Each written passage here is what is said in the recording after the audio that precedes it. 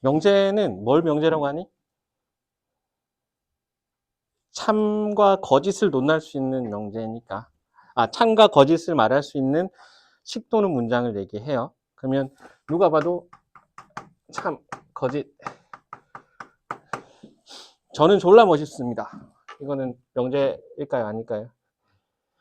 아니라고. 너무, 그죠? 네. 자, 주관성이 들어가면 안 된다, 그지? 근데 철학에서는 그런 거 있어요.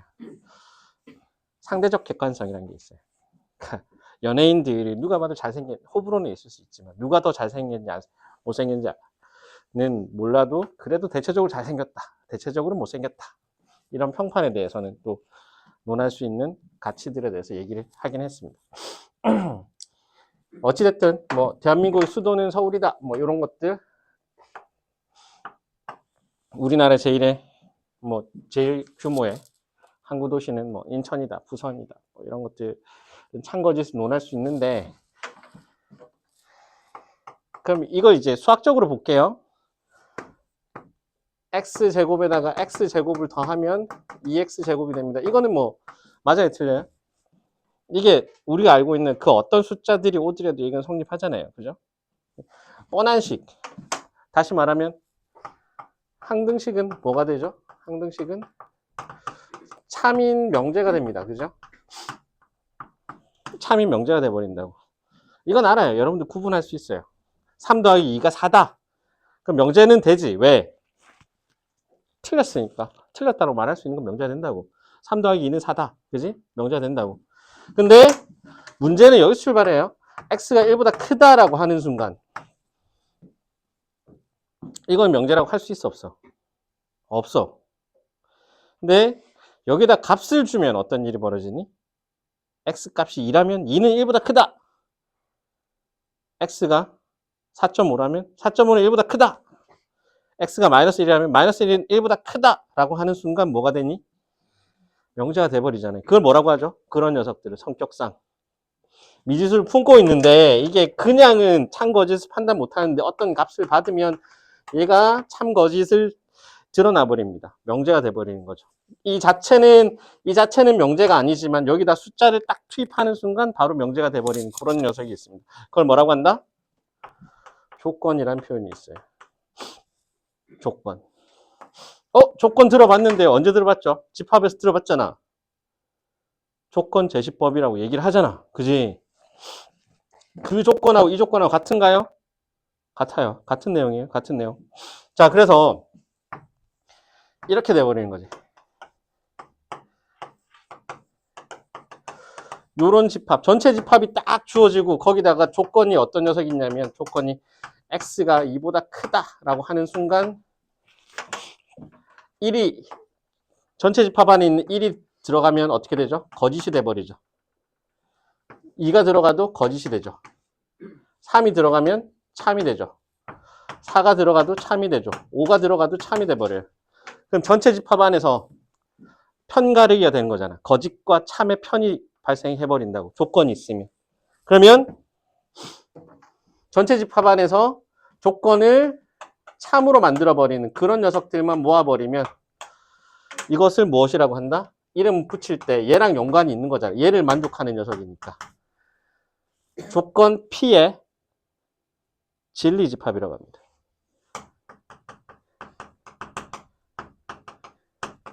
그죠? 그래서 여러분들은 조건이 집합이고 집합이 조건이구나.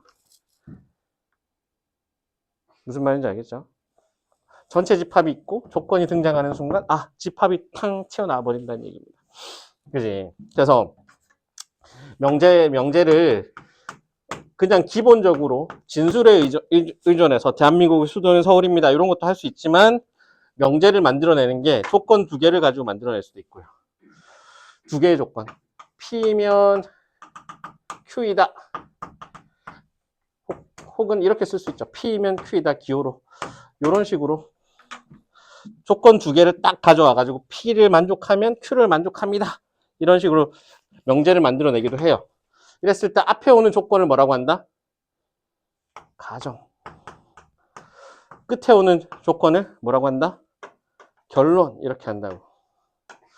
근데 이게 참이 되려면 우리는 비교를 하죠. 평행사 변형은 직사각형이다. 이 참이야 거짓이야? 거짓이죠. 평행사 변형은 직사각형이다. 안 되잖아요. 사다리꼴 이런 것, 뭐 평행사 변형 안에서도 안 되는 거 많죠. 직사각형이 안 돼요. 말은 모두 뭐 안 될 수도 있고, 그지? 그래서 이게 참이 되려면 어떨 때 가능하다? 결론에 진리집합 안에 가정이 쏙 들어가게 되면 P를 만족하면 Q를 만족한다. 이렇게 얘기할 수 있는 거잖아요. 그죠? 그래서 P면 Q에다가 참이 될 조건은 뭐다? 이 녀석의 진리집합이 이게 참이 된다는 건 이 가정의 진리집합이 결론의 진리집합 안에 쏙 들어갈 때. 그리고 얘랑 똑같은 명제가 뭐 있죠? 논리적으로 똑같은 명제가. 이런 거 있잖아요. P면 Q가 참이면 여집합의 관계에서 보면 누가 더 크죠? 작은 쪽의 여집합이 더 크죠. 이렇게 되잖아요. 우리가 외우라고 했었잖아요. 저번 시간에. P가 Q에 포함된다. 똑같은 거 여러 가지 외우라고 했었어요.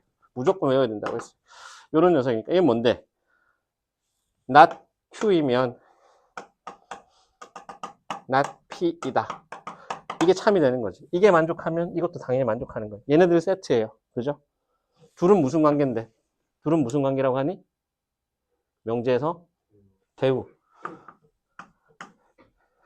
이렇게 얘기를 하거든요. 그래서 명제들의 어떤 관계들이 막 나오는데요. 명제들의 어떤 관계들이 막 나와요. 가정과 결론이 나오니까 P면 Q이다. 가정 결론을 바꿔버렸어요. 나 P면 나 Q이다. 이 둘의 관계는 뭐라고 하죠? 이걸 뭐라고 해? 역관계라고 해요. 가정과 결론을 바꾼 이 명제를. 그 다음에 또 뭐가 있죠? 나 P면 나 Q이다. 이런 녀석도 있을 거고, 나 Q이면 나 P이다. 이런 것도 있는데, 이 둘의 관계는 뭐라 그랬죠? 서로 부정하고 순서 바꾸는 걸 대우. 이 둘의 관계는 뭐죠? 역. 대우도 아니고 역도 아니면 뭐라 한다? 이런 표현을 씁니다. 대우도 아니고 역도 아니면 뭐 부정만 한 거. 이런 관계들이 있습니다. 되겠니? 어렵진 않아요. 그리고 AND 개념은 교집합, 집합에서의 교집합이 돼버리고, OR의 개념은 합집합이 돼버리고, 부정은 여집합하고 똑같고, 이런 것들은 다 하실 수 있어요. 그래서 1번하고 2번 우리 빨리 한번 달려봅시다.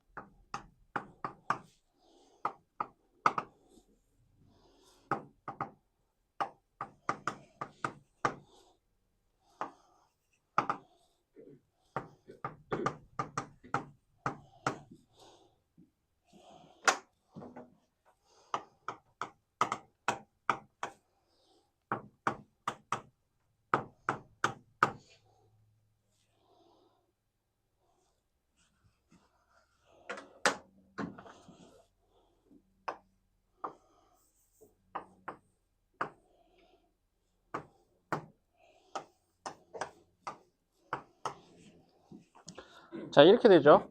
나 P를 집합으로 쓰면 P의 여집합 또는 합집합 Q라고 했는데, 이 녀석이 부정이니까 여집합을 붙여버리면 우리한테 필요한 건 뭐다? 드 모르간 법칙. 여는 그대로 교집합 Q의 여집합 이렇게 되는 거죠. 일단은 뭐 써봐요. 그러면 원래는 이런 녀석입니다. P라고 하는 게 여기 있어가지고 여기는 1, 여기는 세모는 들어가 있는 것이고 들어찬 것이 동그라미는 비어 있는 겁니다. 그 다음에 겹치는 부분을 빼버리면 된다, 그죠? 요 부분이 있어요. 요 부분 Q가 있는데 여기는 세모고요. 여기는 뭐죠? 5. P 빼기 Q니까 겹치는 부분이 Q가 돼버리는데 1을 드러냈으니까 어떻게 되니? 여기서는 X는 얘를 빼버렸어요. 2 이상인 부분을 뺐기 때문에 2보다 작아야 돼. 여기는 혹은 X는 5가 작다니까 5를 채울 수 있어.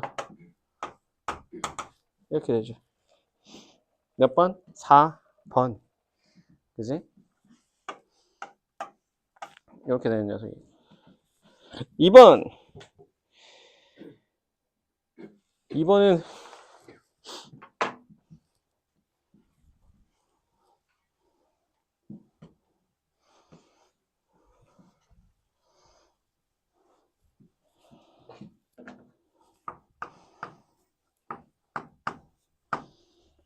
원래는 길이, 길이 요런 쪽이 있는데 이렇게 되는 거죠. P면 Q이다가 참이 되려면 P가 Q 안에 쏙 들어가야 돼요. 그러려면 뭐가 없어져야 돼? 길이, 길이 중에서 기역이 없으면 P가 Q 안에 쏙 들어가 버립니다. 그죠? 기역이 있기 때문에 뭐가 되죠? P가 Q 안에 들어간다고 말 못하는 거예요. 그 증거가 될 수 있는 게 기역의 존재성이다. 이걸 뭐라고 하죠? 가정에는 포함되는데 결론에는 들어가지 않는 것들. 아까 말했던 평행사변형은 직사각형이다.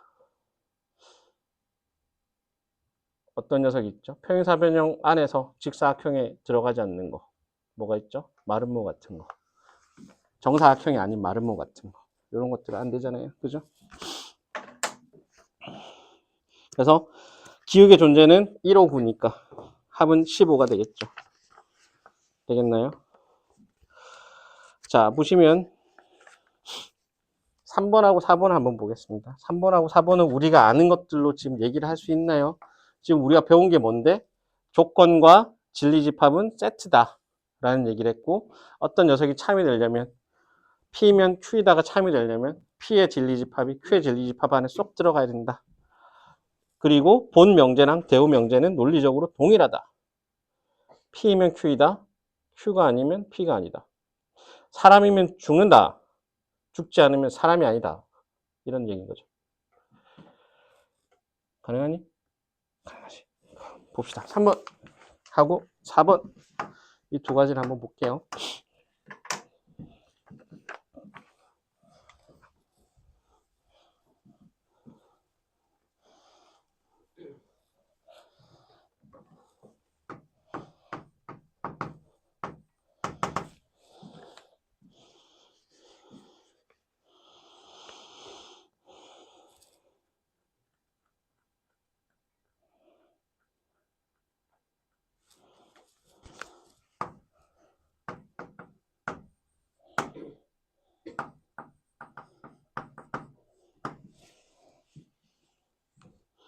자, 모음이면 짝수이다. 이렇게 되죠.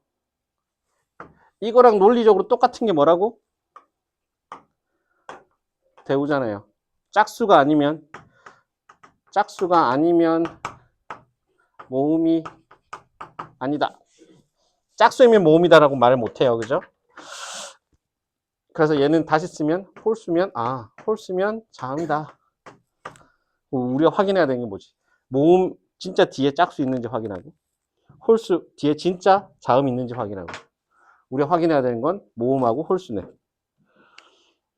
그래서 모음 A가 있고 홀수 1이 있으니까 몇 번이어야 된다? 2번이어야 된다.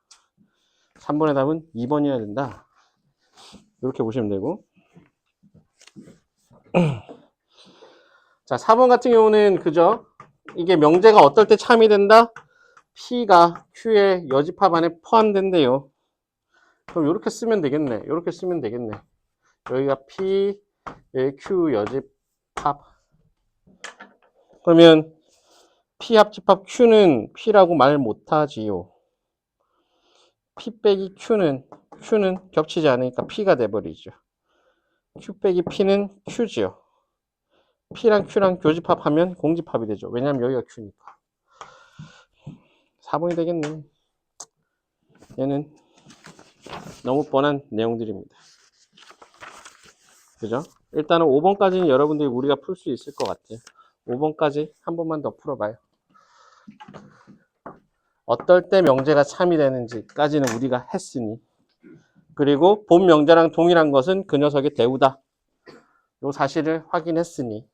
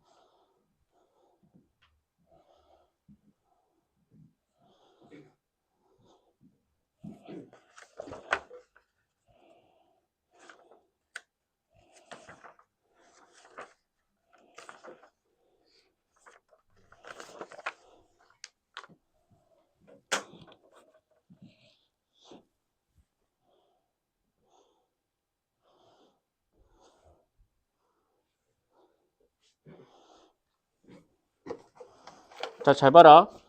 전체 집합이 일단 등장했어요. 전체는 뭐냐면 1, 2, 쭉 가서 10까지, 그지? 이런 녀석이 있고, 조건과 진리 집합이 있는데 P는 소수라고 했으니까 뭔데?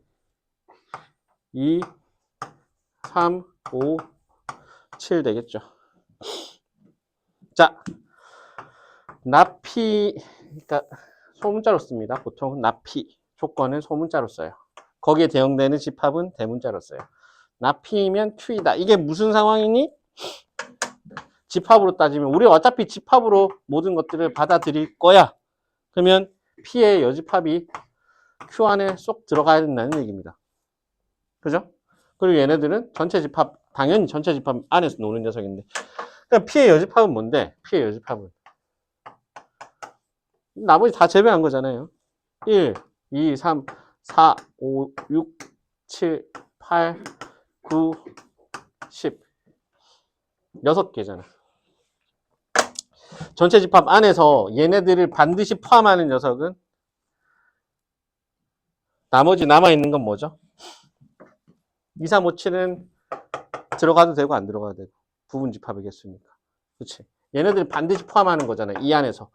그럼 이 중에서 이 6개를 지워버리고 나면 나머지 부분만 생각하면 되죠. 10 빼기 6이 되는 거지.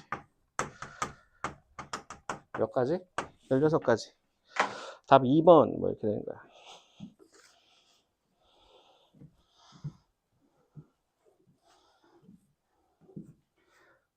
자, 이제 6번하고 7번은 별표를 칠 건데 다시 개념적으로 보시면 이런 겁니다.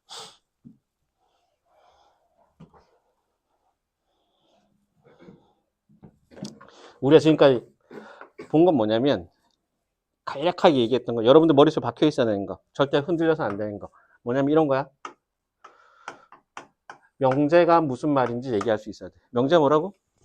참거짓과 관련된 명확한 객관적인 식이나 문장, 그지? 근데 명제 자체만은 우리가 재미가 없어요. 참거짓을 판단하기 위해서 명제를 구성하는 어떤 그 세부 단위를 얘기하고 싶은 거였어. 그래서 끄집어 나온 게 뭐죠? 조건이라고 하는 게. 조건은 뭐죠? 그 자체로서는 참거짓을 판단할 수 없으나 전체 집합, 그 안에 들어가는 녀석들 어떤 숫자 값을 받으면 거기서 참거짓이 드러나는 거죠. 그죠? X를 포함한 어떤 문장이 되는 거지. 근데 여기다가 숫자를 받는 순간 그 값은 참거짓을 판단할 수 있는 명제화 돼버리는 거야. 그지? 그래서 이 조건은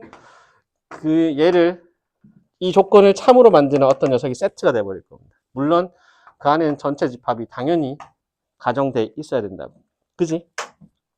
그래서 우리는 이 조건과 거기에 상응하는 진리 집합이 무엇인지를 얘기했어요. 왜 이걸 얘기했죠? 명제를 구성할 때 두 가지 방식이 있다고. 명제를 만드는 두 가지 녀석이 이런 거예요. P이면 Q이다. 이 명제, 조건 두 개를 가지고 명제를 만든단 말이야. 그 뭐죠? 앞에 나오는, 선행에서 나오는 조건과 끝에 나오는, 후행에서 나오는 어떤 조건들의 관계. 다시 말하면, 논리적으로 보면 여러분들이 잘 알고 있는 가정과 결론의 관계. 가정이 결론 안에 포함돼 버리면, 그죠? 이 명제는 참이다. 이렇게 얘기를 했어요. 그리고 P이면 Q이다를 가지고 만들 수 있는 세트들. 역, 이, 대우. 그죠? 근데 우리는 뭐만 신경 쓰면 돼? not Q이면 not P이다도 논리적으로 동일하다. 왜? P가 Q 안에 포함된다는 얘기인 거니까. Q의 여집합은 당연히 P의 여집합 안에 포함되겠지. 이런 얘기를 할 수 있어서 얘네들은 논리적으로 똑같은 녀석입니다. 이 얘기를 했고요. 그죠? 이게 참이 되려면 P가 Q 안에 포함된다. 요 얘기도 했잖아요. 알겠어. 알겠는데 명제를 구성하는 게 조건 두 개 가지고 얘기하는 거. 조건 두 개는 뭐죠? P면 Q다 꼴로 가정과 결론에 해당되는 조건 둘의 어떤 관계를 가지고 명제를 드러내는 방식이 있고, 하나는 뭐죠? 명제 조건 하나, 단독 조건 하나만 가지고, 조건 한 개만 가지고 얘기를 할 수가 있어요. 어떤 녀석이냐면 이제 조건 하나짜리에 대해서 얘기를 할 텐데 이렇게 되는 거죠. 조건 하나짜리 이렇게 되죠. 모든 x에 대해서 근데 모든 x라고 얘기할 때는 뭐가 있어야 된다? 말은 안 했지만 뭐는 있어야 돼? 무조건 조건이 등장하려면 무조건 뭐는 있어야 돼? 전체 집합은 있어야 돼요. 전체 집합을 뭐라 하죠? 논리적으로는. 자, 봐봐라. 조건 Q라는 표현을 쓰죠. 앞에 오는 조건 P를 뭐라고 한다? 가정. 뒤에 오는 조건 Q를 뭐라고 한다? 결론. 이런 식으로 많이 써요. 그런데 이 X가 속해 있는 어떤 집합이 있겠죠. 태초에 어떤 집합들이 있다고. 이런 얘기가 없으면 여집합도 말 못하잖아요. 여집합. 부정도 못하잖아요. 왜? 어떤 큰 바운더리가 있어야지. 어떤 우리가 다루고자 하는 최소한의 어떤 울타리 같은 게 있어야지만 우리는 얘기를 할 수 있다고. 그 녀석을 뭐라고 한다? 전체 집합. 집합으로는 전체 집합이라고 하지만 이런 표현을 많이 씁니다. 대전제. 그냥 이름 꼭 알아야 되네. 몰라도 상관없어. U에 포함되는 모든 X에 대해서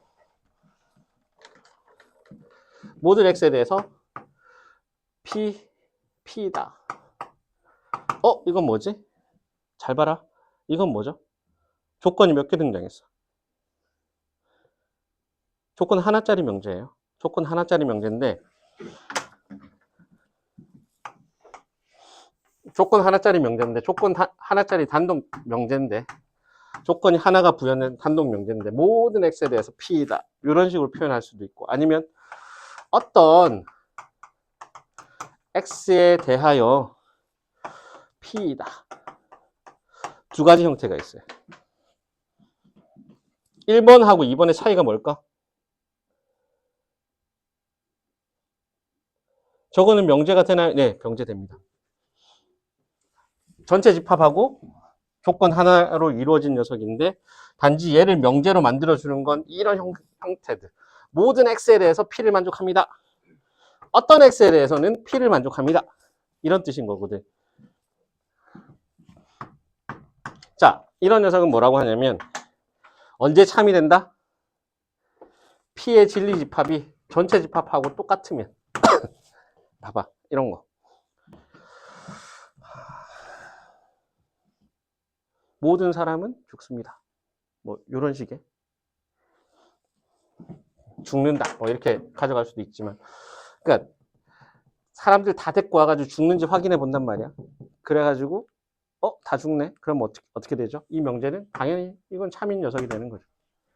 이런 녀석으로. 자, 어떤 경우 단독으로 명제를 만들었습니다. 단독 조건에 의해서 명제가 됐어요. 얘가 참이 되려면 어떤 경우? 모든 x니까 예외가 허용이 된다 안 된다? 예외 1도 있으면 안 돼. 모든 애들이 다 만족해야 돼. 그 말은 이 녀석의 진리 집합이 전체 집합이 됐을 때 참이 된다고. 이때 참. 그 외에는 다 하나라도 성립 안 하면 어떻게 된다고? 거짓. 예외가 있으면 거짓이 돼버려요. 어떤데? 하나라도 거짓이 되면 안 돼. 모든 녀석이 다 성립해야 돼. 그 말은 뭐지? 진리 집합이 전체 집합이 될 때만 참이 되고. 어떤 x에 대해서 p를 만족한대. 한 개라도 되면 돼. 한 개라도 되면 돼. 무슨 얘기죠? 그 진리 집합이 공집합만 아니면 참이라고. 하나라도 되는 녀석을 찾을 수 있으면 참. 나머지는 하나라도 못 찾았으면 그때 거짓이 된다고. 아시겠나요? 그러면 볼까요? 요 얘기인데 6번하고 7번 두 개나 한번 보죠. 6번하고 7번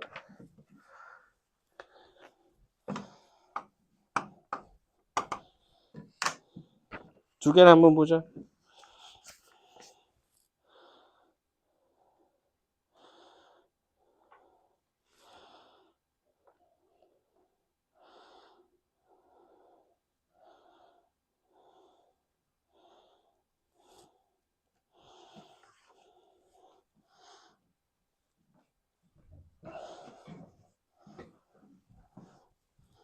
자, 그럼 여러분들이 답할 수 있는 건 기울과 내는 판단하실 수가 있어요.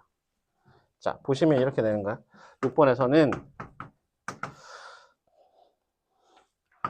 자, 모든 x에 대해서 px다. 이게 참이래. 그 말은 뭐지? 다 성립하네. 진리 집합이 뭐가 된다? 전체 집합이면 됩니다. 기억 맞네요. 기억 맞습니다. 그죠? 두 번째, 어떤 x에 대해서 px를 만족합니다. 가 거짓이래. 얘가 거짓이래. 그 말은 뭐니? 만족하는 게 한 개라도 있다 없다? 없다. 그 말은 뭐니? 진리집합 p가 공집합일 때 거짓이 되고 공집합만 아니면 참이 돼. 그지? 그래서 니은은 맞아요? 틀려요? 틀려요. 자, 제가 설명하지 않은 것 디귿의 별표를 치시고 이 명제잖아요. 명제의 부정.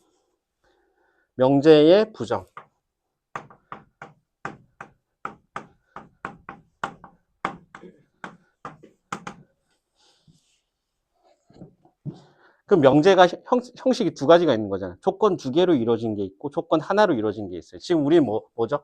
단독 조건으로 이루어진 명제를 살펴보고 있는데 자, 이걸 명제 부정을 제가 그냥 한꺼번에 다 설명해 드릴게요. 요런 케이스가 있죠. 요런 꼴이 있죠. P면 Q이다 라고 하는 명제가 있어요. 이거 명제 되잖아요. 참이 됐든 거짓이 됐든 P가 Q 안에 쏙 들어가면 참이 되는 거고 P가 Q 안에 들어가지 않으면 거짓이 되는 거고 요런 상황이죠. 자, 모든 X에 대해서 P이다. 아니면 어떤 X에 대해서 P이다. 뭐 이런 것들도 명제가 된다라고 했습니다. 그 형태가 두 가지인 거죠. 조건 두 개짜리 명제, 조건 하나짜리 명제 이렇게 된다고. 자, 이것으로 얘도 명제고 얘도 명제가 돼버린다고. 얘를 부정한다는 건 어떤 의미일까? P면 Q이다. 얘 부정은 뭐가 된다? 이렇게 되죠. 결론을 부정해요. 보통은 두 개짜리는. P면 Q가 아닙니다. 이렇게 얘기한다.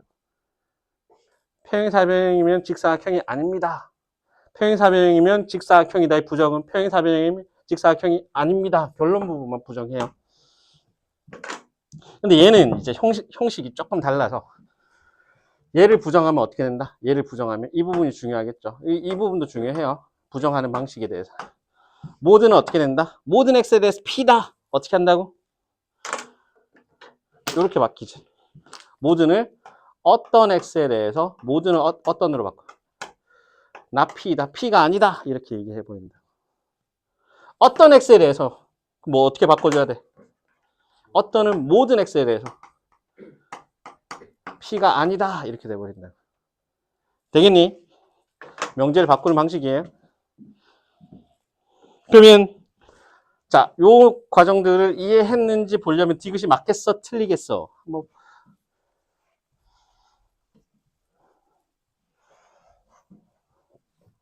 디귿이 맞을까요?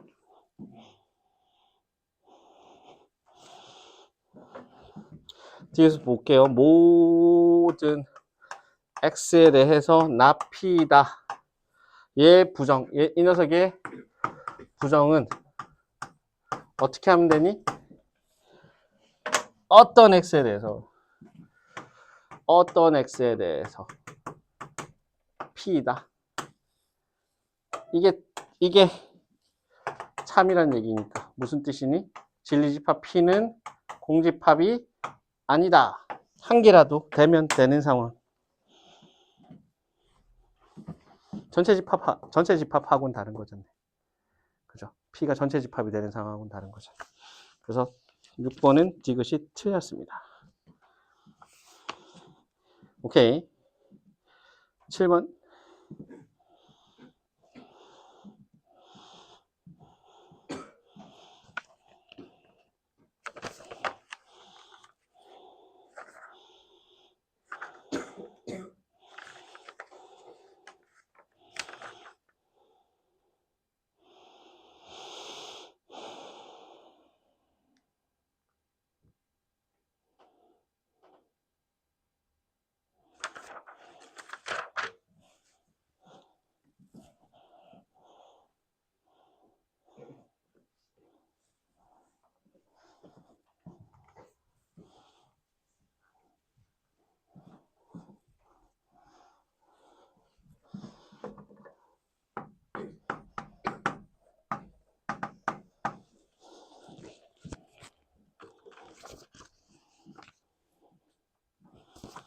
자, 모든 x에 대해서 x제곱 2ax 더하기 5가 0보다 큽니다.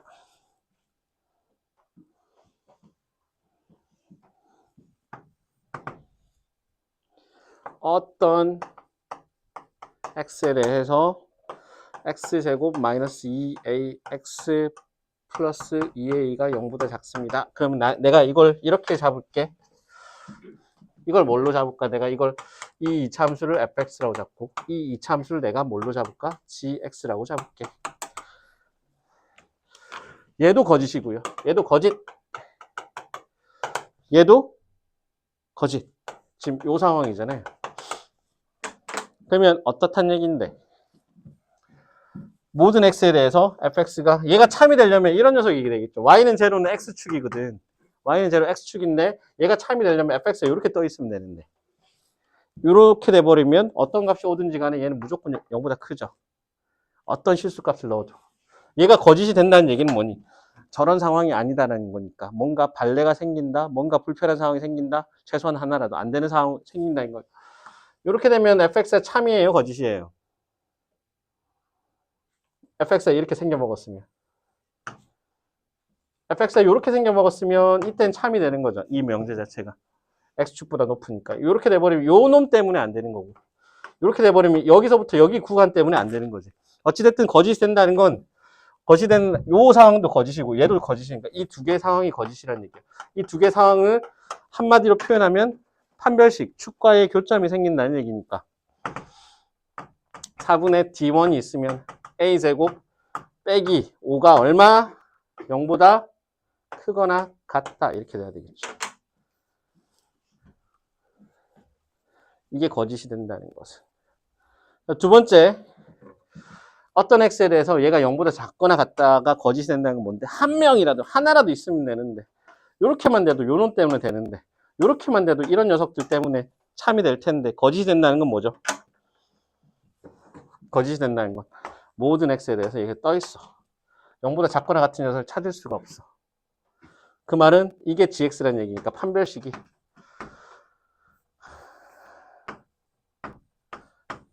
짝수 판별식이 어떻게? 축하고 안 만나니까 음수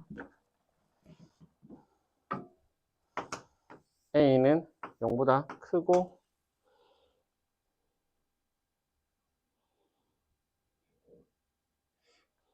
a제곱 이게 잘못했죠. 이렇게 되면 a제곱 마이너스 4가 곱해져야 되니까 8a가 되겠네. 네, 이렇게 되죠. 0부터 8보다 작다. 그럼 이 중에 어떤 녀석이죠? 제곱을 했는데 5보다 큰 경우는 얘도 만족하고 얘도 만족해야 되니까 A 값은 얼마? 1은 안 되고 2도 안 되고 3부터 되겠네. 3, 4, 5, 6, 7. 몇 개? 5개. 답은 5개. 2번이 될 겁니다.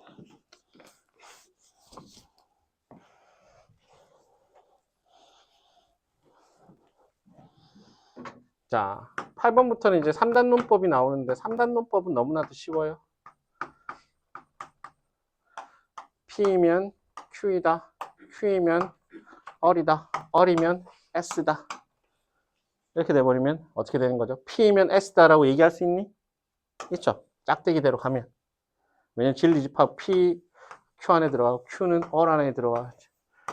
S 안에 들어가니까 P이면 S 안에 들어간다. 이런 얘기 할 수 있잖아요. 3단 논법은 뭐 하나 줄여야지만 가능하겠지만. 8번 한번 해보십니다.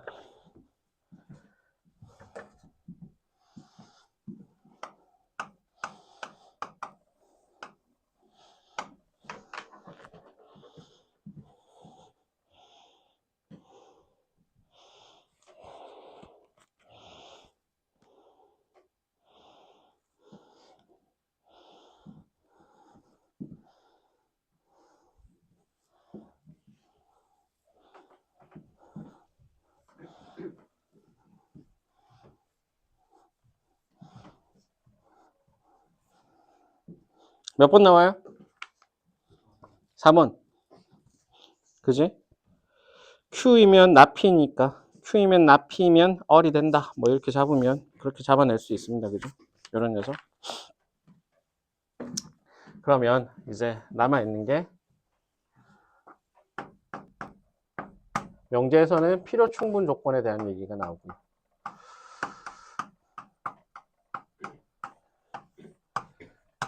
그 다음에 절대부등식 2가지가 나올 텐데요. 일단은 봅시다.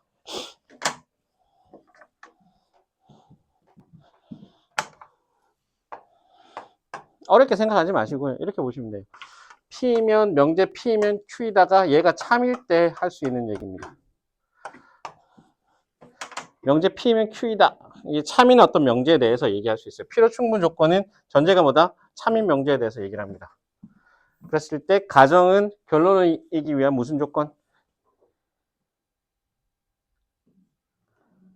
그러니까 P는 Q이기 위한 무슨 조건? 그래서 이렇게 보시면 돼요. 충분 조건은 작은 쪽, P는 Q이기 위한 무슨 조건? 충분 조건. Q는 P이기 위한 큰 쪽은 필요 조건. 누가 더 크다? 큰 쪽은 작은 쪽이기 위한 필요 조건. 작은 쪽은 큰 쪽이기 위한 충분 조건. 이런 식의 얘기하실 수가 있어요. 그러면 필요 조건이면서 충분 조건이란 말은 뭐니? P가 Q이기 위한 충분 조건이면서 P가 Q이기 위한 필요 조건이라는 건 필요이면서 충분. 얘는 뭐죠? 두 개가 서로 같은 거야. 논리적으로. 가정과 결론이 동일한 거야. 이걸 뭐라고 하죠? 필요 충분 조건 혹은 동치 조건이라는 말을 씁니다. 동치 조건은 뭐라고? 논리적으로 동일하다고. 해집합이 동일하다고.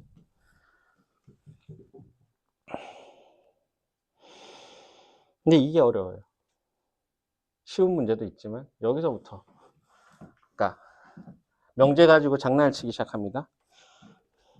9번과 같은 충분 조건이지만 필요 조건이 아닌 것은 PQ 중에서 진부분집합이 되는 녀석은 P가 Q의 진부분집합이 되는 녀석은 뭐 이런 거 찾는 거잖아요. 그죠?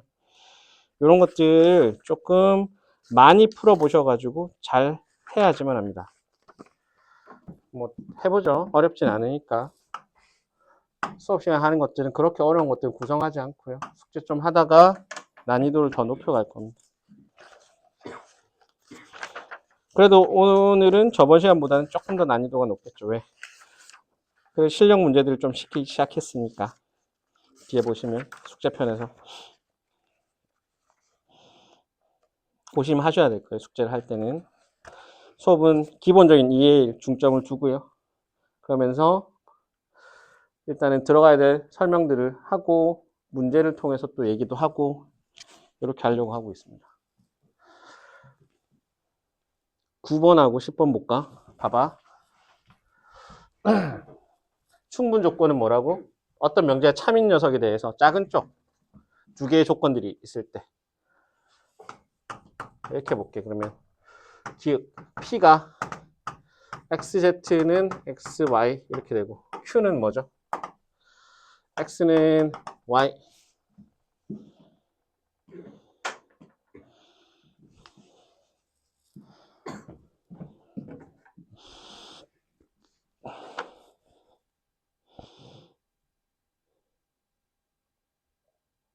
뭔가 잘못됐는데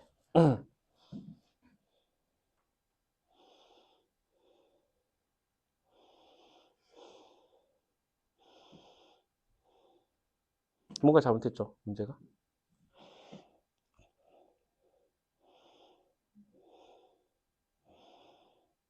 이렇게 봅시다. 문제를 바꿔야 되겠죠. Q는 P이기 위한으로 바꿔야 될 겁니다. Q는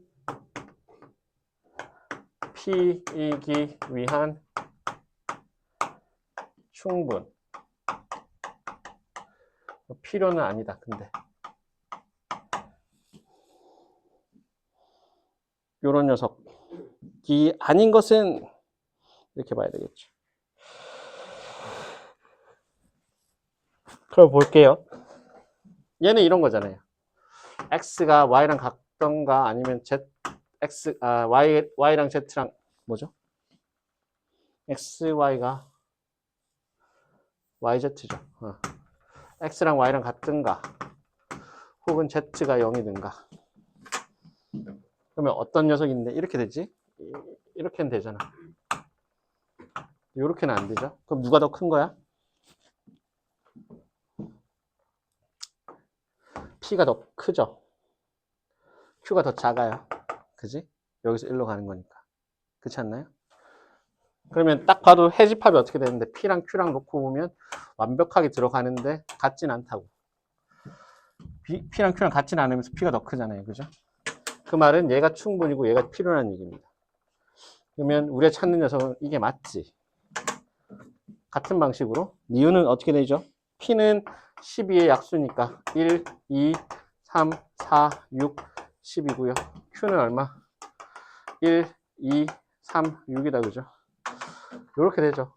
이렇게 돼버리면 P는 Q이기 위한 필요 조건이지만 충분 조건이 아니죠. Q는 P이기 위한 충분 조건이나 필요 조건은 아니죠. 디귿. P는 X는 0 혹은 X는 1 이렇게 되고 Q는 뭐죠? Q는 0하고 1이죠. 얘는 필요 충분 조건이네요. 이렇게 돼버리고 문제가 뭐 어떻게 바꿔 써야 되니?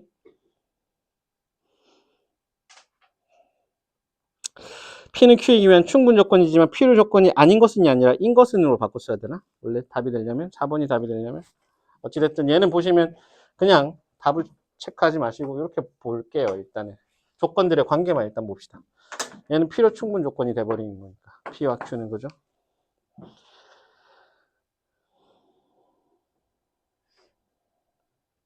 XY가 P는 XY가 유리수예요. Q는 뭐죠?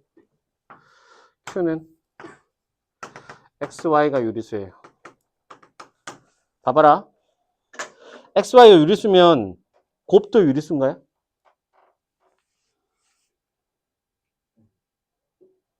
유리수 더하기 유리수는 유리수 빼기 유리수는 유리수 되고요. 유리수 곱하기 유리수도 뭐가 되죠? 유리수가 돼요. 유리수 나누기 유리수인데 0만 아니면 0으로 나누면 뭔가 이상해지는데 얘가 0만 아니면 얘도 유리수 돼요.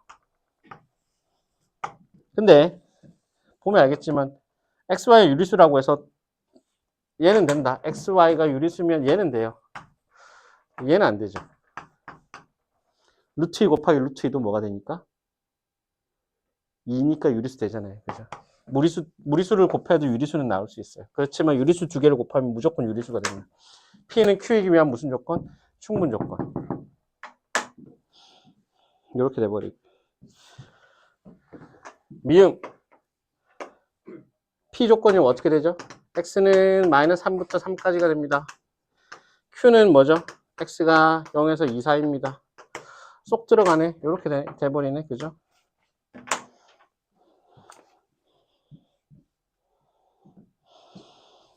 그래서 3번 때문에 좀 답이 이상해집니다. 문제는 Q는 P이기 위한 충분 조건인데 필요 조건이 아닌 것은 기억 맞고요. 그죠? 리은도 맞아요. 디귿은 안 돼요. 리을도 안 돼요. 미음 돼요. 기니미가 되겠죠. 뭐, 요 정도만 체크만 해주시고, 이게 오타가 있어서 그런 것 같습니다. 9번. 10번 한번 풀어보세요.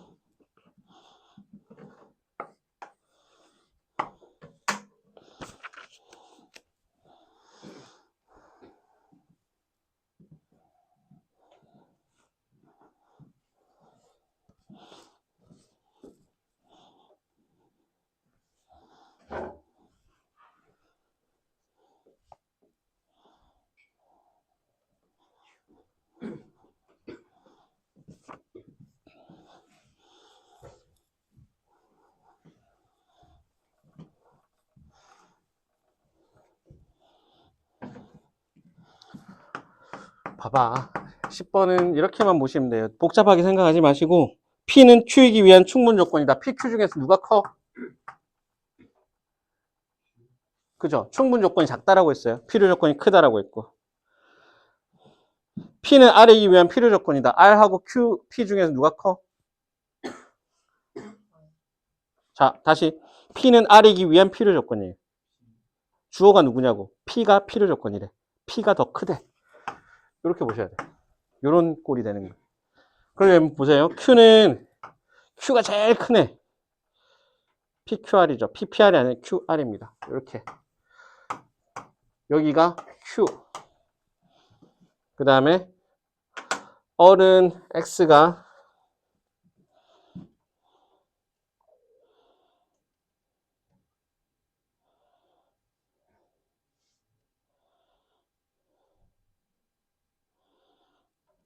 얘는 조금 Q, P, R. R은 뭐보다 작을 수가 없죠. 얘는 뭐지? 되겠네. 여기 R이면 여기가 뭐가 되죠? 여기를 제가 B라고 잡을게요. 여기가 R. 근데 P는 어떻게 되냐면 이렇게 되죠. P는 지금 이렇게 돼 있잖아요. P는 여기가 마이너스 1. 그 다음에 여기는 2. 그 다음에 여기를 R을 포함 삼키기 위해서는 이렇게 돼야 되겠죠.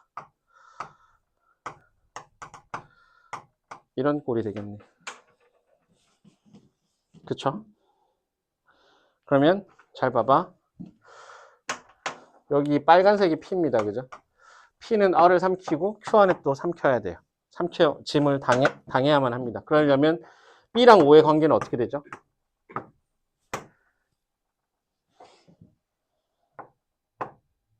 누가 더 크다? B가 커야 되겠지? 근데 같아도 되니?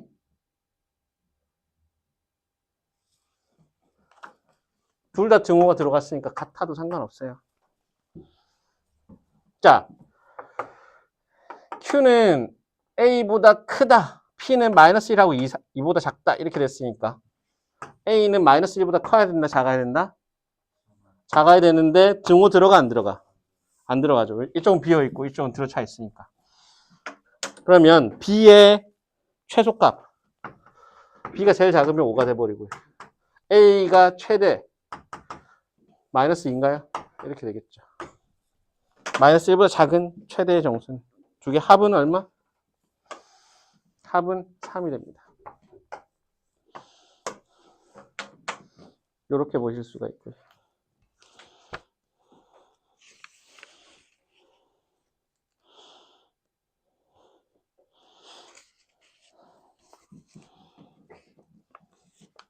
자, 11번 한번 해볼까요? 12번은 별표를 치시고 11번 한번 해봅시다.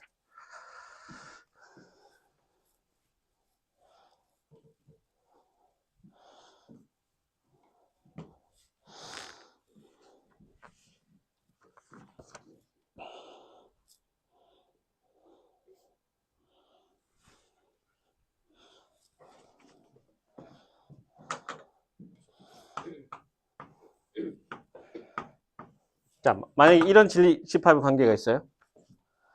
보자. 이렇게 되면 Q는 P이기 위한 무슨 조건? 큰 쪽이니까 필요 없고 P는 Q이기 위한 충분 조건. 이렇게 보시면 돼요. 필요 충분이라는 건 둘 다 같을 때, 집합이 딱 같을 때 이런 느낌인 거죠. 그러면 P가 있고 Q가 있고 얼이 이렇게 있는데 자 어떻게 된다? P는 Q이기 위한 필요 충분 조건 아니잖아. 같아야 되니까. 기억은 틀렸지. 누가 봐도. 근데 여기가 얼을 제외한 나머지 부분이 뭐가 되죠? P 여집합이 되는 거잖아요. 그러니까 얼은 P 여집합 안에 포함되죠. 얼은 납피이기 위한 무슨 조건? 충분 조건. 작으니까. 니은 맞아. 그지? 그 다음에 사실은 얼은 Q 안에 들어가니까요. 그죠? 얼의 여집합은 Q의 여집합보다 크죠. 그러면 얼은 Q이기 위한 큰 쪽이니까 필요 조건. 조건으로 쓰면. 큰 쪽이니까. 이렇게 하기 위한 무슨 조건? 필요 조건. 디귿도 맞습니다. 그래서 11번의 답은 4번이 되고요. 좋아요. 그럼 12번 한번 가봐요. 배운 것들 토대로 해서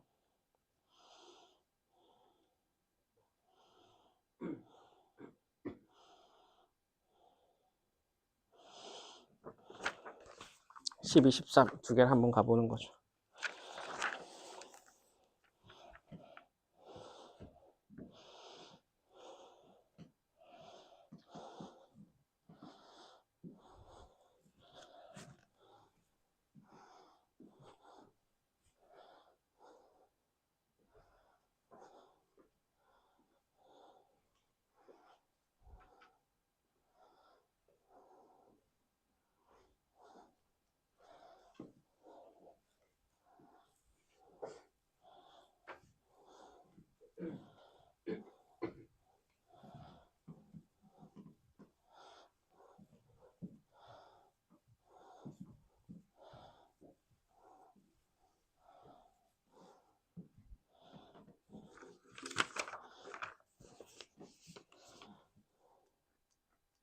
그러니까 가나는 전부 참인 명제예요. ABC의 관계를 나타낸 어떤 참인 명제를 얘기하고 있습니다.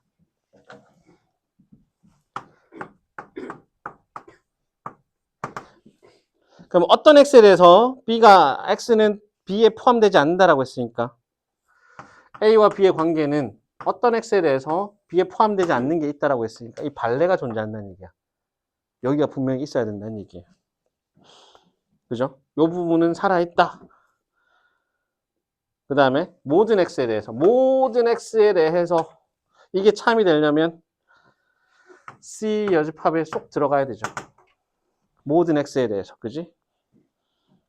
요런 꼴입니다. 그럼 얘는 어떻게 되죠? 이런 형태니 보시면 어떻게 돼야 되나? A가 있고 B가 있고 B를 포함하는 C 여집합이 있겠죠. 그러면 B가 C 여집합에 포함된다는 건 B랑 C랑 겹치는 부분이 있어요, 없어요? 없죠. C는 밖에 있어야 되겠죠. 요런 느낌. 근데 요렇게 돼버리면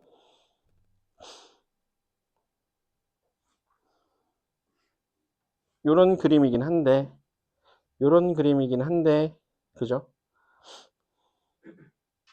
1번은 되겠니? 봐봐. B는 C랑 겹치는 부분이 없고 요 부분은 반드시 있고 어떤 녀석에 대해서는 B 안에 포함되지 않는 녀석이 분명히 있습니다. 요런 꼴인 거죠. 그러면 1번은 안 되죠. 1번에서는 안 되고 2번은 되니? 안 되죠. 그죠?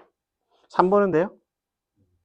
3번은 가능하죠. 요렇게 만들어도 여기가 쏙 들어간 녀석인데 어찌됐든 뭐니? B 안에 들어가지 않는 A가 분명히 존재하고 B와 C는 겹치지 않고 이런 식의 얘기를 할 수 있어요. 그죠? A와 C의 관계는 알 수가 없어요. B랑 C랑 겹쳐서 안 돼요. 5번도 B랑 C랑 겹쳐서 안 돼요. 그러니까 딱 1, 4, 5는 B랑 C랑 겹치는 부분이 있기 때문에 무조건 틀렸고요. 2번, 3번 중에서 골라보는데 A가 B 안에 포함될 건 아니죠. B 안에 안 들어가는 게 있으니까. 결국은 2번도 틀렸고 3번만 맞습니다. 이렇게 얘기하시면 되고. 자, 13번.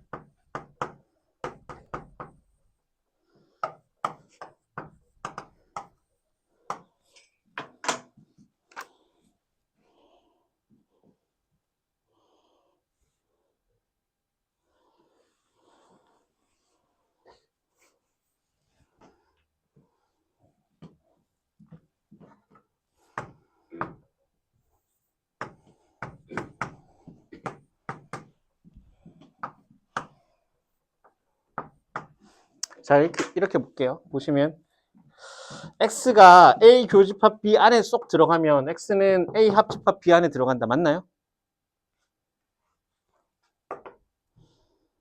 봐봐. A, B가 있는데 X가 요 안에 들어가 버리면 A 합집합 B 안에 들어가는 건 당연히 맞죠. 이건 맞아요. 근데 X가 A 합집합 B 안에 들어간다고 해서 X가 A 교집합 B 안에 들어갈 수 있을까? 그건 안 되잖아요. 왜냐면 이런 식으로 X가 들어갈 수 있잖아요. 어떤 식으로? 이게 X면 A 합집합 B 안에 들어가는데 A 교집합 B 안에 들어간다는 말 못해요. 그래서 이건 틀렸어요. 그 말은 P가 크냐 Q가 크냐? Q가 크죠. 그러면 충분 조건이요. P면 Q에다가 앞쪽에 오는 게 충분 조건일 때는 얼마? 1이 되는 거죠. 얘는 1이 되겠죠. 이렇게. 자, 이렇게 봅시다. Q와 R의 관계를 요거를 알고 싶은데 얘는 얼마죠? 예, X가 A 합집합 B 안에 들어가면 X가 A 혹은 X는 B 안에 들어가나? 봐봐. 그러니까 방금 했던 것처럼 X가 이 안에 이렇게 돼버리면 이게 X면 이렇게 말 못하잖아요. 근데 반대로 X가 여기 있거나 혹은 여기 있으면 A 합집합 B한테는 당연히 들어가죠. 다시 R의 조건을 보세요. X가 A 안에 들어가거나 혹은 B 안에 들어가면 여기가 X가 돼버리면 그지? 어차피 A 합집합 B한테는 무조건 들어가는 거죠.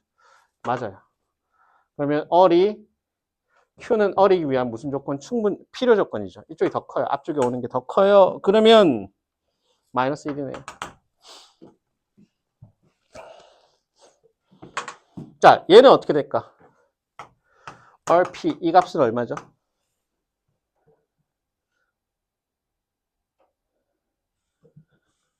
X가 A 안에 들어가는지 X가 B 안에 들어가면 X는 A 교집합 B 안에 들어가니? 봐봐. X가 A 안에 들어가든지 A 안에 들어갔어. 그럼 A 교집합 B 안에 들어가니? 안 돼요. 얘는 안 돼요.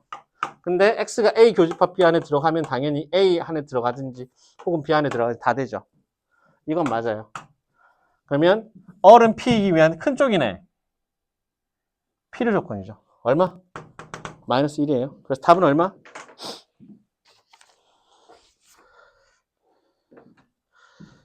1, 마이너스 2에 얼마? 여기는 마이너스 1 플러스 마이너스 3 곱하기 또 마이너스 1. 그래서 1 더하기 2 더하기 3은 얼마? 6이다. 답은 2번이다. 이렇게 될 겁니다. 아, 5번이다. 6이니까. 5번이다. 뭐 이렇게 될 거예요.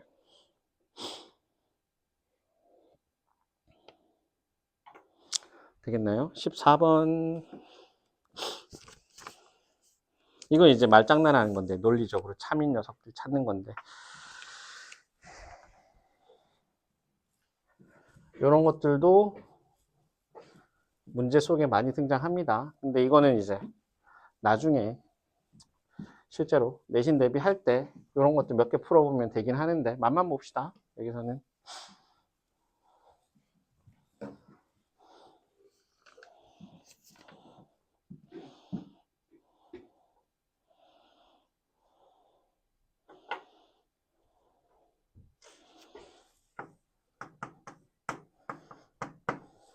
영은 인수 민지 참 여부. 그래서 영훈이 참인 경우, 인수가 거짓인 경우. 그러면 이때는 영훈이는 어디로 갔죠? 얘는 농구장 간 거야. 인수는 농구장에 가지 않았다가 돼버리니까 어떻게 돼? 나는 이 말이 거짓이니까 난 농구장 간 거야. 안 되는 거죠. 이렇게. 자, 이번에는 얘가 거짓이고 얘가 참이고 얘가 또 거짓이라고 합시다. 나는 뭐죠? 농구장 안 갔대요. 농구장 안 갔대요. 얘도 뭐죠? 나도 농구장 안 갔대요. 나는 극장에 갔대요. 그러면 얘 농구장 안 갔으니까 안 되죠. 둘 다 농구장 안 갈 수는 없잖아. 남은 게 지금 농구장하고 독서실밖에 없는데. 안 되네. 그 다음에 맨 마지막에 이렇게 볼까요? 민지, 인수, 영훈 뭐 이렇게 돼버리면 어떻게 되죠? 난 농구장에 안 갔다. 인수는 농구장 갔다. 난 극장에 안 갔다. 그럼 이렇게 하면 되지. 얘가 농구장 안 갔으니까 얘는 극장 가면 되고, 얘는 안 갔으니까 얘는 독서실 가면 되고, 이런 식의 얘기들을 할 수 있는 거죠. 그러면 독서실에 간 사람은 누구죠? 민지. 그 다음에 농구장에 간 사람은 인수. 극장에 간 사람은 영훈. 뭐 이렇게 표 만들어가지고 세계 중에 참일 때 이렇게 해보시면 돼요. 이런 것들은 어렵지 않습니다.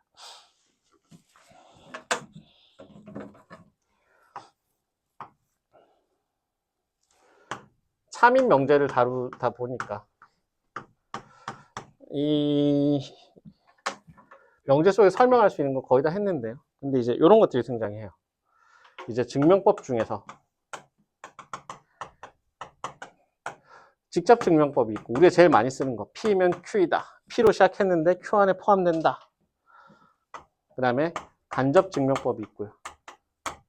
그 다음에 대우법이 있어요.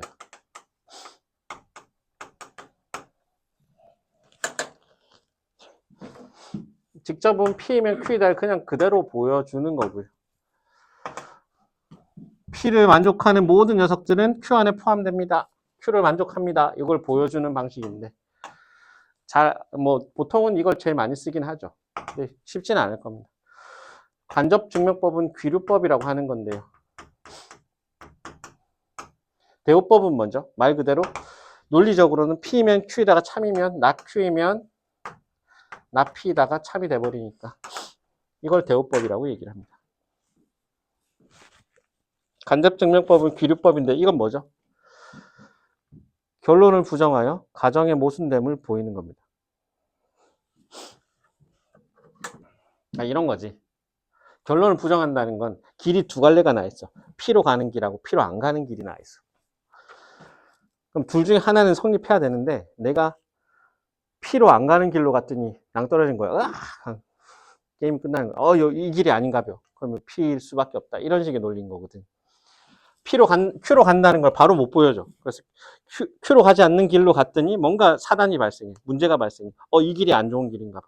원래 가야 될 그 길이, 반대쪽 길이, 남은 그 길이 원래는 괜찮은 길인가 봐. 이렇게 생각하시는 거예요.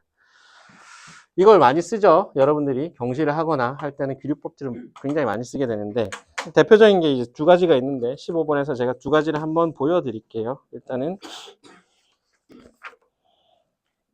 15번에 1번에 이런 겁니다. 1번은 뭘로 보인다? 대우를 이용해서 보여라. 대우법을 쓰자는 건데, 원래는 이런 거죠. 원명제는 이런 거야. n제곱이 3배수다. n은 3배수다. 바로 보이는 게 좀 쉽지가 않아요. 그래서 이 대우를 쓰는 거죠. 이게 대우를 쓰면 어떻게 되는데? 3의 배수가 아니면, n이 3의 배수가 아니면 n제곱도 3의 배수가 아니다.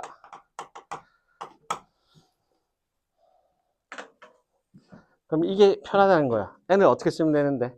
3으로 나눠서 나머지가 존재하는 녀석이니까. 어떻게 쓰면 되죠? 3k 얼마? 뿔마 1. k는 뭐 정수라고 할까요? k는 얼마? 3k 뿔마 1. k는 뭐 자연수라고 합시다. 얘는 그럼 절대 3의 배수 아니거든요. 3k-1은 3으로 나눠서 나머지의 2인수. 3k 플러스 1은 3으로 나눠서 나머지의 1인수. 얘를 제곱해버리면 어떻게 되죠? 3k 뿔마 1의 제곱이니까 어떻게 돼?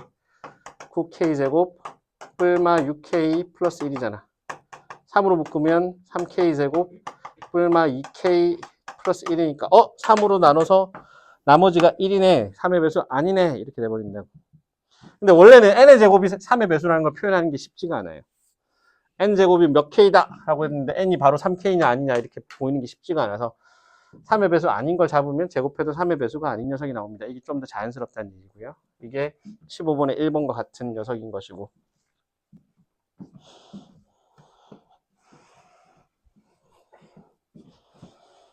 또 뭐가 있죠? 15번의 2번을 볼까요?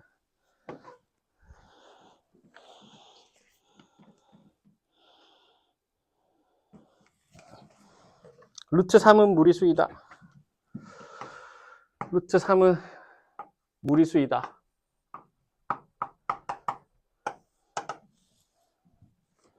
이거 어떻게 하면 되죠, 그러면? 이를 이용하라 그랬어요. 이거는 간접증명법, 귀류법으로 한번 가보겠습니다. 그냥 보기 마세요. 이거는 뭐 고등학교 가가지고 귀류법을 써서 뭔가를 증명하시고 잘 안 나와. 그런 거.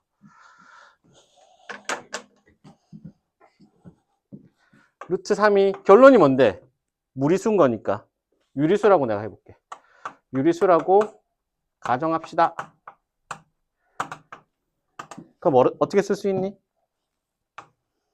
유리수는 이렇게 쓸 수 있어요. mn은 서로소인 정수입니다. 정수이고 m은 0은 아니겠죠. 유리수라면 이렇게 쓸 수 있고요. 자, n제곱은 얼마? 3m제곱이 되는 거죠. 그쵸? 그러니까 n제곱이 뭐가 되니? n제곱은 3의 배수. 자, 뭘 이용하면? 방금 보여줬던 1번에 의하면 n은 3의 배수. 그래서 어떻게 쓸 수 있죠? n을 3k라고 쓸게.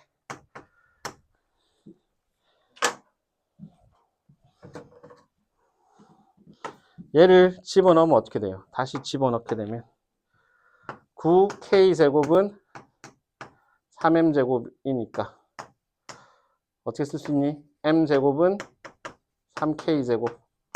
m이 또 3의 배수가 되죠. 따라서 또 m이 3의 배수. 이러면 문제가 발생해. 왜 문제가 발생하니? 뭐 때문에? mn이 서로소라고 했는데 n도 3의 배수, m도 3의 배수. 최대 공약수가 3 이상인 거잖아요. 서로소가 안 되죠. 서로소는 공약수가 1일 수밖에 없는데. 뭔가 이런 걸 뭐라 그러죠? 화살표의 충돌, 모순이라고 합니다. 무엇에? 가정의 모순. 서로소라고 했는데 n이 3의 배수고 m도 3의 배수고 말이 되냐 이게. 그래서 어떻게 된 거지? 루트 3이 유리수라고 하면 뭐가 안 되는구나. 큰일 나는구나. 그래서 루트 3은 무리수입니다. 이런 식의 정보들이 있는 거죠.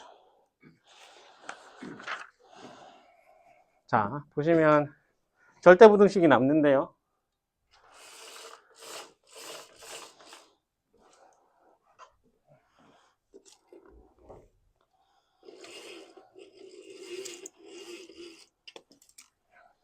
자, 절대부등식이 잘 안 되면 제가 다음 시간에 한 번 더 할 수 있어요. 설명은. 일단은 할 수 있는 데까지 하고 10시까지 한 10분 정도 더 해보고 숙제했는데 잘 안 되면 제가 다음 시간에 다시 자세하게 한 번 더 해드릴게요.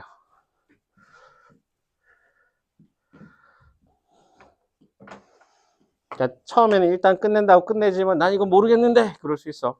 왜? 명제니까. 그러면 다시 어떻게? 또 설명드리면 돼요. 한 번 더 볼 거예요. 여러분들은 시간이 많아요. 급할 필요 없어요. 어찌됐든 5월 안에 수하를 굉장히 좋은 수준으로 마무리만 지으면 되는 거잖아요. 그러기에는 우리가 회차도 많고 괜찮습니다.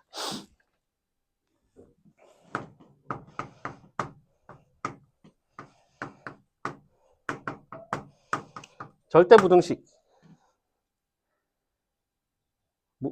절대부등식 반대말이 뭐죠? 조건부등식이라고 해요.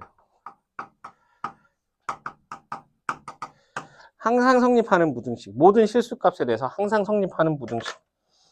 다시 말하면 해집합이, 부등식의 해집합이 뭐랑 같다? 실수 전체와 똑같다는 얘기예요. 이건 아니죠.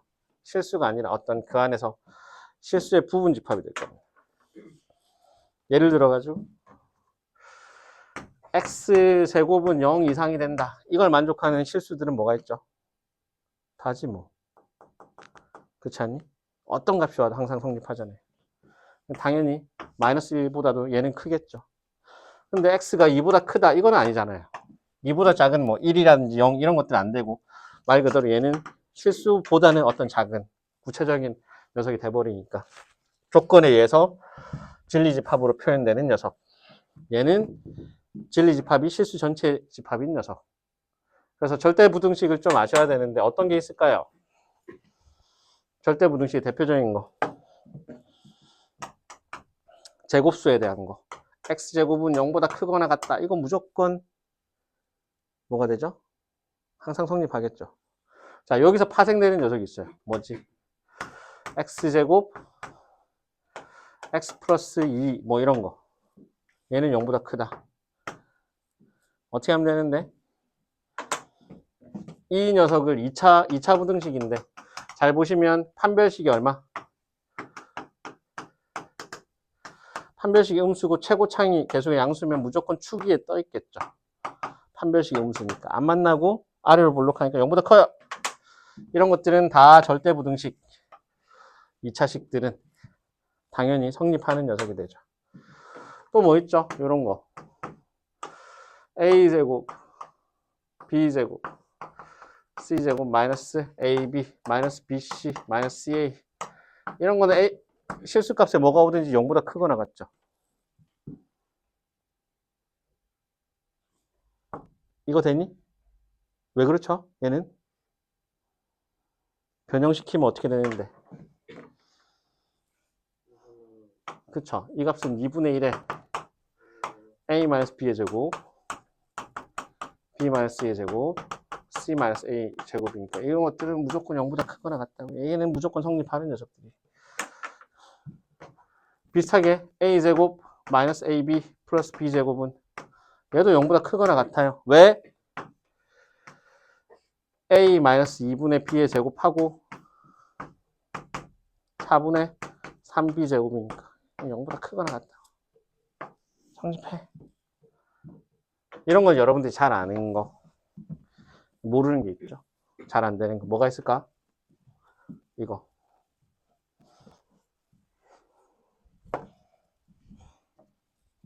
두 번째는 삼각부등식. 여러분들이 잘 모르는 거. 세 번째는 뭐죠? 산술기야.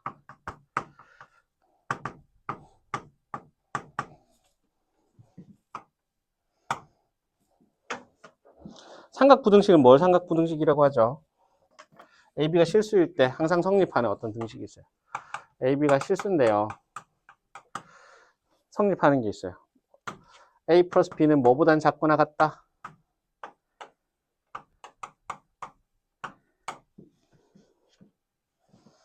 A 플러스 B의 절대값은 개별적인 절대값의 합보다는 작거나 같고요.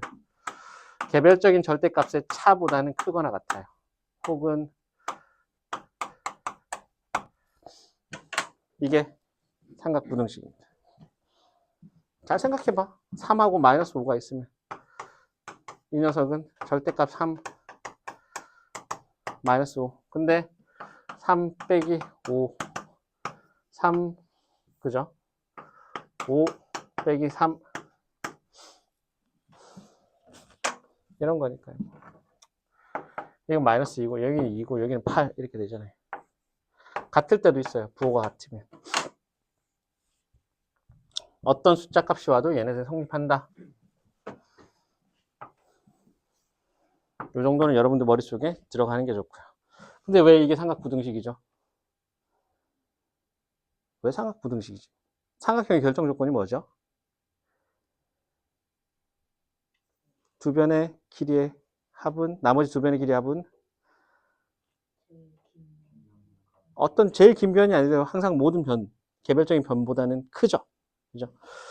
그 녀석을 벡터로 표현했을 때 만들어지는 식이라서 그래요. 거기서 따온 녀석이라서.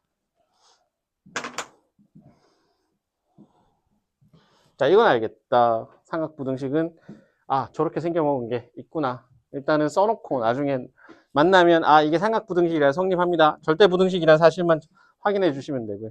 산술기하는 결국 써먹어야 돼요. 산술기하의 전제 조건은 눈은 크게 뜨고 봐야지. 양수에 대해서. 양수 AB 혹은 양수 ABC 혹은 ABC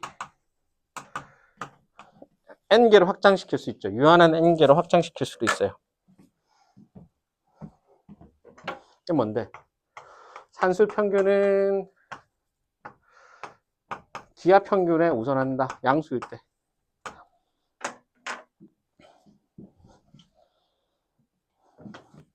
원래는 조합 평균까지도 있는데, 근데 뭐 그거는 이제 정시 쪽에서 다루시면 되는 거고. 등호는 언제 생기죠? 등호는 A랑 B랑 같을 때 이때 이제 산술 평균이 있고요. 3개짜리는 어떻게 돼요? 3개짜리 정도는 알아두셔도 상관없어요. 3개짜리 그냥 평균은 세제곱근 ABC 이런 녀석이 되는 거죠. 이게 뭐가 된다? 3개짜리 산술 기하가 돼 버립니다.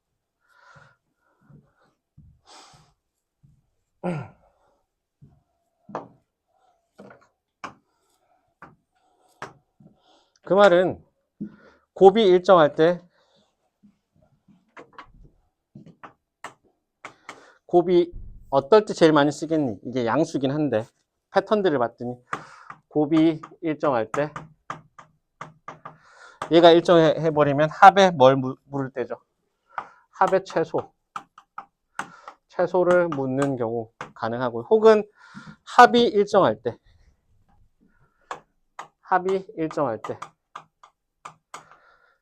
곱의 최대에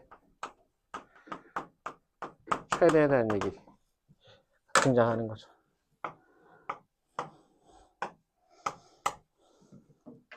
이런 부분들에 대해서 여러분들 쓰게 되는데 대표적인 걸 한번 보겠습니다.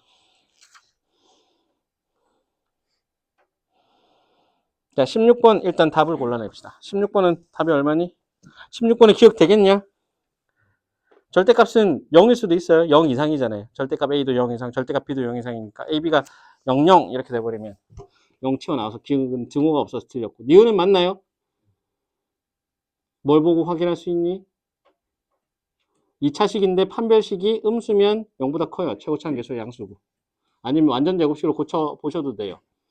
A-2분의 1의 제곱 플러스 4분의 3이니까 0보다 크죠. 디귿은 되나요? 이것도 마찬가지죠. A 플러스 2분의 B의 제곱 더하기 4분의 3B 제곱 하면 0 이상 뭐 이렇게 될 겁니다. 그래서 16번은 니 D가 맞을 것이고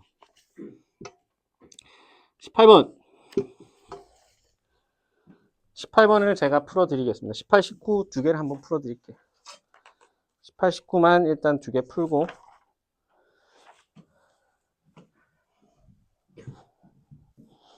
보겠습니다. 어디다 동그라미 치면 되죠? 일단은 0보다 크다 양수 조건에 동그라미 치시고요.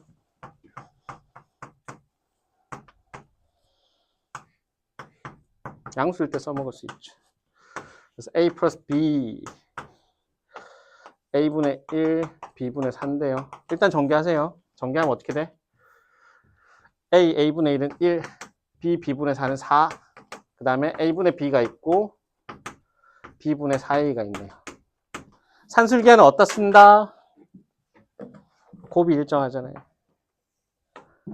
이렇게 써버리면 1 플러스 4는 그대로 있고 이 파트만 뭘 쓴다? A분의 B, B분의 4A는 2배의 루트 이런 거죠. 산술기하가 2분의 A 플러스 B였으니까 주로 쓰게 되는 건 요 식을 많이 쓰게 될 텐데 그렇게 봤더니 A분의 B, B분의 4A 2는 4가 되는 거죠. 이런 식으로 쓰게 될 것이고요. 19번은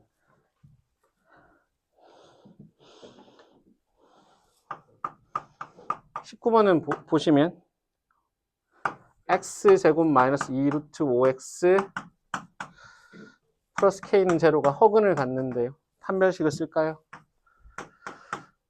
루트 5의 제곱 5 마이너스 k가 음수 k는 5보다 커야 되네.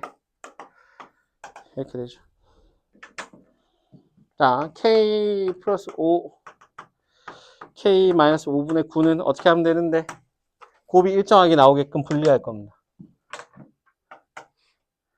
10 더하기 K 마이너스 5, K 마이너스 5분의 9. 근데 뭐는 보장이 된다? K가 5보다 크니까 양수가 보장이 되죠. 그래서 이쪽 파트만 부등호를 쓰면 2배의 K-5, K-5분의 9 산술기하는 이렇게 쓰더라. 곱이 일정하네. 3, 2, 6. 그래서 전체적으로는 이게 10인데 이게 6 이상이니까 10 플러스 6보다 크거나 같다. 최소값은 16. 근데 무엇보다 중요한 건 언제 같아지는데 산술기하가 이렇게 되는데 언제? A랑 B랑 같을 때 등호가 성립하는 거죠. 등호 조건을 더 많이 물을 때가 있습니다. 그래서 K-5가 3일 때, K가 8일 때 가능한 거죠.